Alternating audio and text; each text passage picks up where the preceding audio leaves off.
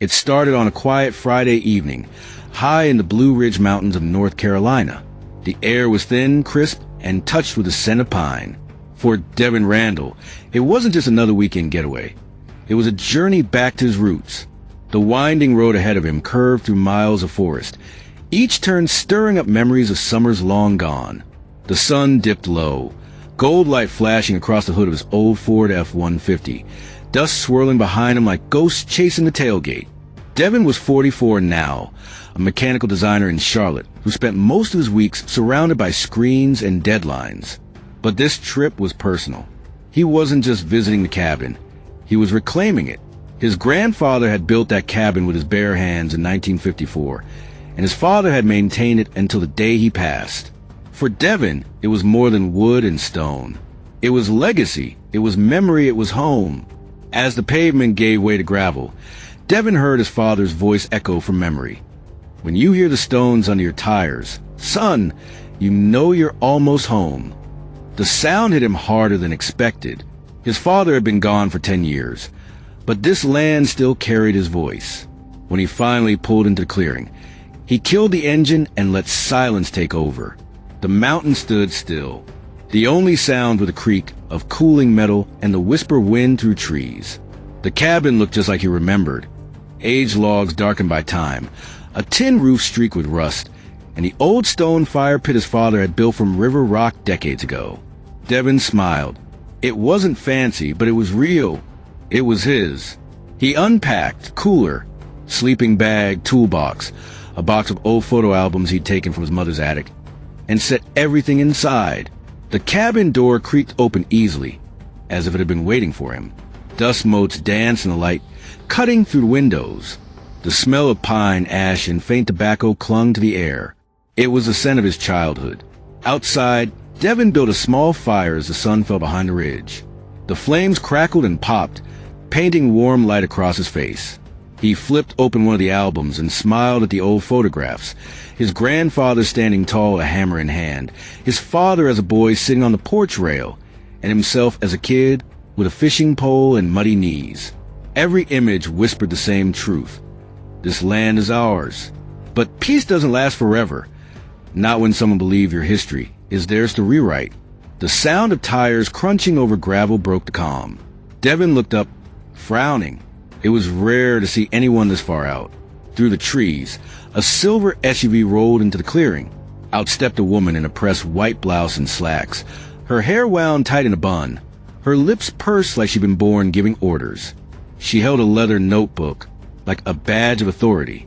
"You can't be here," she said sharply, scanning Devin, the cabin, and the cooler beside his chair. Devin stood slowly, brushing ash from his hands. "Afternoon, ma'am. This is my family's cabin. I'm just here for the weekend." The woman didn't even blink. "Your family's cabin? That's funny. I oversee this ridge, and I've never seen you before." He tilted his head. "And you are?" "Margot Finley, president of the Ridgeway Estates Homeowners Association." She said it like she was introducing royalty. "This entire ridge falls under our oversight. We have rules about occupancy, property standards, even who's allowed to stay here." Devin let out a quiet, incredulous laugh. "Ma'am, with respect, this land's been in my family since the 1950s, long before Ridgeway Estates was even built. My father built this cabin by hand." Margot's lips tightened. "I don't care what stories you've been told. I know every property owner within 3 miles, and you're not one of them.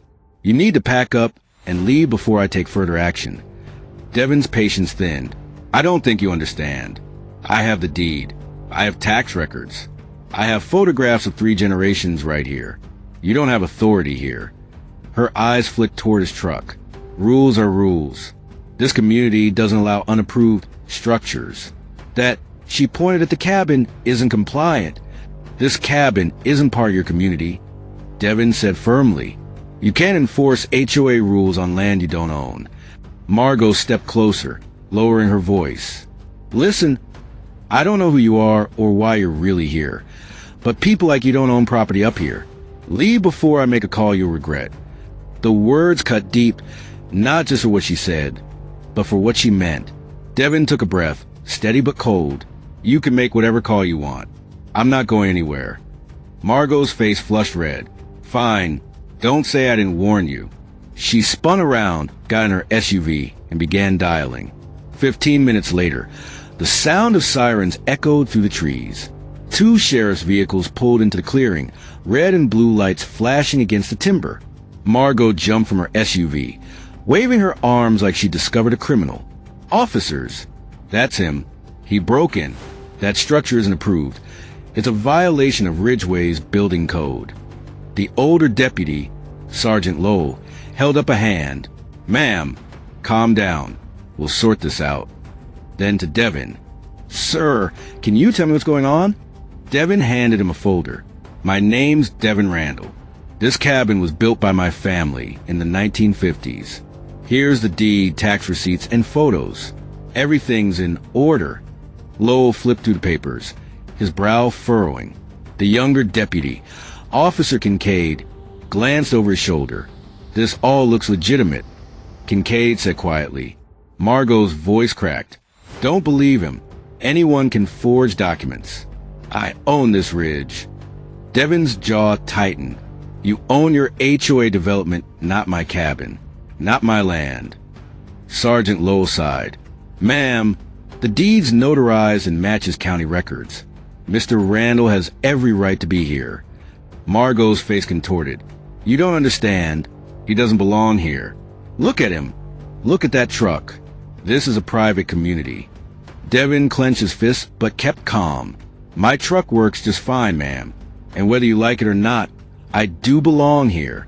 Lowell's tone hardened. Ma'am, unless you can show proof that contradicts this, there's nothing more to discuss. Margot's desperation cracked. I am the proof. I've lived here 20 years. I know every face. Devin's voice cut through a rant. That's right. You know every face in your subdivision. But my family's face was here long before your signs went up. For a moment, even the forest went silent. Finally, Lowell spoke. Mr. Randall, you're within your rights. Ma'am, I suggest you head home. But Margot didn't move. Instead, headlights appeared from the road, neighbors drawn by the flashing lights. Within minutes, several vehicles had pulled up. Curious faces appeared. Edgar and Sharon Hensley, longtime Ridgeway residents, and Colleen Ramirez, a younger woman from 2 rows down. Margot seized the opportunity. Everyone, this man is trespassing. He broke into that shack pretending it's his. Devin lifted the folder. This is my family's cabin. The deed proves it. The taxes are paid. I'm not trespassing. Edgar frowned. Officer, is that true? Kincaid nodded. We verified it. Sharon crossed her arms. Then why haven't we seen him before? Devin exhaled. Because I live in Charlotte. I visit when I can. My job keeps me away, but that doesn't change the truth. Colleen stepped forward. Wait, Margot, isn't his cabin outside Ridgeway property lines? Why are you even involved? Margot turned sharply. It matters because when outsiders move in, standards drop. I won't watch this ridge turn into something we regret. Colleen frowned. That cabin's been here longer than your HOA. Maybe you should stop acting like you run the whole mountain. The crowd murmured. Some nodded. Others whispered doubt. Devin finally spoke to them all. You want to talk about standards? My grandfather built this place from the ground up. No committees, no meetings, just work, sweat, and love for the land. That's real legacy. That's real pride. The clearing fell quiet. Even Sharon looked uncertain now. Sergeant Lowell raised his voice. This isn't a community vote. Mr. Randall owns this property. End of discussion. Margot exploded. So you're siding with him? You'll regret this. Lowell's tone turned cold. Ma'am, if you continue harassing him, you'll be the one facing charges. The neighbors backed away. Colleen gave Devin a reassuring nod. Don't let her scare you. Some of us know the truth. Devin smiled faintly. Thank you. Margot stormed back to her SUV, slamming the door and tearing down the gravel road. The sound of her engine faded into the dark, leaving only the hum of crickets and the crackle of fire behind. As the deputies departed, Devin sat back in his chair, staring into the flames. His hands still trembled, not from fear, but from the weight of what had just happened. He'd spent the evening proving he belonged on land his family had owned for generations. And the worst part? He knew this wouldn't be the last time. People like Margot didn't disappear quietly. They circled back, fueled by arrogance and denial. But Devin also knew something else. He had truth on his side. He carried the folder inside, placing it on the old mantel beside the carvings of his and his father's initials. The cabin creaked softly in the night breeze. It felt like the mountain itself exhaled. Outside, the last embers glowed in the fire pit his grandfather built, and Devin whispered to the stars, "I held my ground, Dad." Because legacy isn't just about what you inherit. It's about protecting it, standing tall when someone tries to erase your roots, and knowing that the truth, no matter how long it takes, will always outshine the lie. And that night, on that quiet ridge in the Blue Ridge Mountains, the truth burned brighter than Margot's headlights ever could. Hit that like button. Subscribe for more stories that matter. And let's keep the conversation going.